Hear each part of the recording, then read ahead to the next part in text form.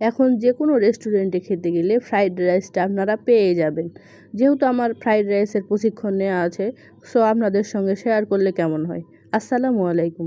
আশা করছি আপনারা সকলে ভালো আছেন। আজকে আমি শেয়ার করব টিপস সহ ফ্রাইড রাইসের রেসিপি। সো সবাই স্কিপ না করে ফুল ভিডিওটি দেখতে থাকুন। আমি চুলোয় একটা ডিশ বসিয়ে দিয়েছি।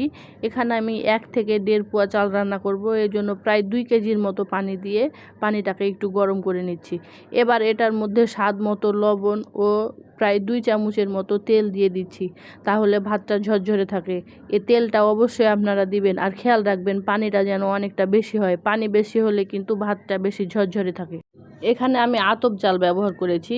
পানিতে যখন ঠিক বলক চলে আসবে তখন আমি চালগুলা দিয়ে দিব। এখানে কিন্তু পানিতে বলক আসার আগে আপনারা চাল দিবেন না, না হলে ভাতটা নরম হয়ে যাবে। অবশ্যই এদিকে খেয়াল রাখবেন, যখন পানিটা ঠিক বলক চলে আসবে তখনই আপনারা চালগুলা দিয়ে দিবেন। এখন আমি চুলোর পাশে থেকে আস্তে আস্তে নাড়াচাড়া করে ভাতটা প্রায় 90% আমি সেদ্ধ করে নেব। এখানে ফুল সেদ্ধ করা যাবে না, না হলে ভাত ঝরঝরে হবে না। এই জন্য 90% সেদ্ধ করে আমি এটা একটা ছাকনার সাহায্যে ছেঁকে নেব। এখানে ভাতগুলা ছেঁকে নিয়ে ছাকনার মধ্যে রেখে দেবেন না, এটা অবশ্যই ফলো করবেন। একটা ট্রের মধ্যে ঢেলে এটাকে ছড়িয়ে একটু ঠান্ডা করে নেবেন প্রায় 10 মিনিটের মতো। এখানে আমি একটা চুলোয় প্যান বসিয়ে দিয়েছি। এবার এটার মধ্যে অল্প একটু তেল দিয়ে 2টা ডিম একটা বাটির মধ্যে ভেঙে রেখেছিলাম। এখন ডিম 2টা দিয়ে এটার মধ্যে স্বাদ মতো লবণ ও গোলমরিচ গুঁড়া ছড়িয়ে এটাকে আমি আস্তে আস্তে ফ্রাই করে নেব। এখানে চুলার হিটটা কিন্তু একদমই লোয়ে রাখতে হবে, যেন ডিমটা একদম শক্ত না হয়ে যায়।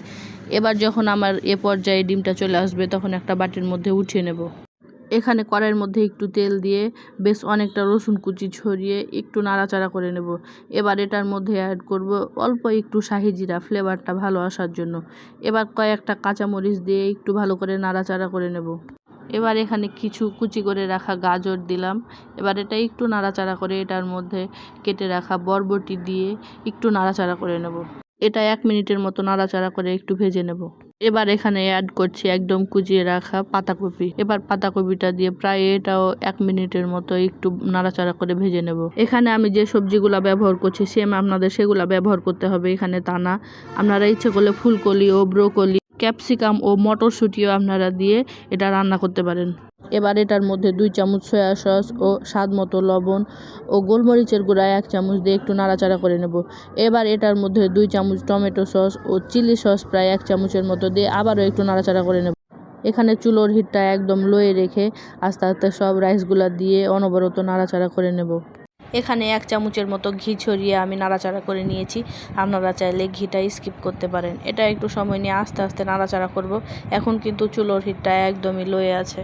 এবার যে ডিমটা আগে থেকে ভেজে রেখেছিলাম উপর থেকে ছড়িয়ে আবারও আস্তে আস্তে নাড়াচাড়া করে নেব। রাইসটা ভালো মতো নাড়াচাড়া করে মিশিয়ে এবার এটা একদম তৈরি হয়ে গেছে। এবার এটা সার্ভ করব। দেখুন দেখতে যেমন সুন্দর হয়েছে, খেতেও কিন্তু খুব দারুণ হয়েছে। এটা অবশ্যই আপনারা বাসায় ট্রাই করবেন। এটা ট্রাই করার পর কেমন হলো অবশ্যই কমেন্ট করে জানাবেন। ভিডিওটি যদি আপনাদের ভালো লেগে থাকে অবশ্যই একটা লাইক করবেন। আপনারা লাইক দিলে আপনাদের আরও নতুন নতুন রেসিপি উপহার দেব। ভিডিওটি ইউটিউবে দেখে থাকলে সাবস্ক্রাইব করবেন ও ফেসবুকে দেখে থাকলে ফলো দিয়ে রাখবেন। সবাই ভালো থাকবেন। আল্লাহ হাফেজ।